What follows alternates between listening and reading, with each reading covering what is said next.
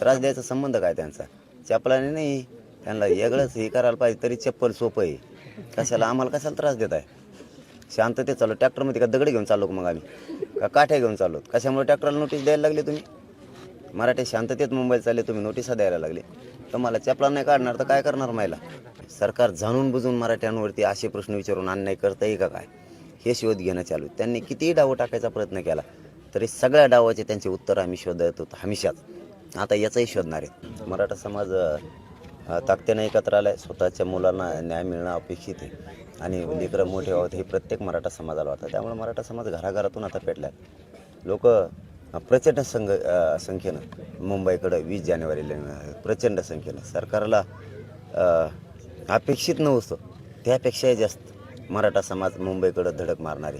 आणि ही मराठ्यांची धडक अशी असणार आहे, भारत देशात आत्तापर्यंत कोणीच मारेल नसेल. मराठा काय असतो हे पूर्ण महाराष्ट्र आणि देशसुद्धा बघणार आहे. फक्त 20 जानेवारीपर्यंत तुम्ही थांबा म्हणा, नसता मग लवकर आरक्षण द्या, नसतं तुम्हाला मराठी 20 जानेवारीच्या नंतर दिसतील मराठी काय असतील. दादा, आझाद मैदानासाठी मराठा समन्वयकांनी परवानगी मागितली, तसंच ओबीसी समाज समन्वयकांनी देखील परवानगी मागितली आहे. नाही, त्यांच्याबद्दल मला नाही माहिती.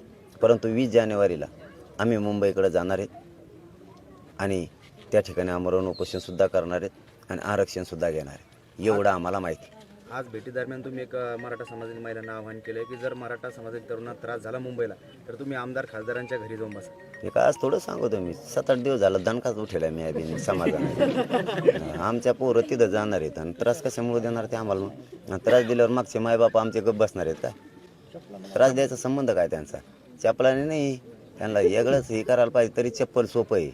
कशाला आम्हाला कशाला त्रास देत आहे? शांततेत चाललो. ट्रॅक्टरमध्ये का दगड घेऊन चाललो मग आम्ही? का काठ्या घेऊन चाललो? कशामुळे ट्रॅक्टरला नोटीस द्यायला लागले तुम्ही? मराठी शांततेत मुंबईला चालले तुम्ही, नोटिसा द्यायला लागले. तर मला चपला नाही काढणार तर काय करणार महिला? त्यांच्या लेकरांचं वाटोळं करायला लागलात तुम्ही. सत्तेवर याच मराठ्यांनी तुम्हाला बसविलं आणि त्याच मराठ्यांचं वाटोळं करायला निघालात का तुम्ही आता? धन्यवाद. मागास प्रवर्ग आयोगाच्या ज्या प्रश्नावलीमध्ये मराठा समाजाच्या विधवा महिला कुंकू लावतात का, मंगळसूत्र घालतात का, असा नियमावली आणि असा प्रश्न त्यामध्ये आहे. याबाबत आपलं मत? मी आता खरंच आत्ता सांगितल्याप्रमाणे पाठीमागचे मागासवर्ग आयोगाचे काय निकष होते, त्यांनी काय लावली होती त्याची प्रश्नावली घ्यायचं चाललं आहे की याच्यात त्याच्यामध्ये मुद्दाम तफावत आहे का नाही, का मागासवर्ग आयोगाचे प्रश्न हे योग्य आहेत की अयोग्य आहेत हे थोडं तपासतो आजचे दिवस मी. कारण आज गेलेत तर उद्या तरी वापस यायला लागणार आहे. हे जाणून बुजून हे का अशीच सिस्टम आहे किंवा सरकार ते वाचल्याच्या नंतर आम्ही सरकार जाणून बुजून मराठ्यांवरती असे प्रश्न विचारून अन्याय करता येईल का काय, हे शोध घेणं चालू. त्यांनी कितीही डाव टाकायचा प्रयत्न केला तरी सगळ्या डावाचे त्यांचे उत्तर आम्ही शोधत होतो हमेशाच. आता याचाही शोधणार आहे की हे मुद्दाम आहे का हे असं असतंच, हेही बघणं खूप गरजेचं आहे. कारण एवढ्या मोठ्या विषयात काही माहिती नसताना बोलणं योग्य नाही, हे माझं वैयक्तिक मत आहे. आरक्षण उपसमितीचे सदस्य मंत्री शंभूराज देसाई आज तुमच्या भेटीला येणार आहेत. याबाबत आपल्याशी काही संपर्क झाला? नाही, आज नाही झाला. हे माझं म्हणणं आहे की आज नाही झाला. परंतु त्यांना काही चर्चा करायची असेल किंवा त्यांचे काही विषय असतील, कारण चर्चेचे दारं बंद केलेलेच नाहीत ना. आपण 20 जानेवारीपर्यंत येऊ शकतात, चर्चाही करू शकतात.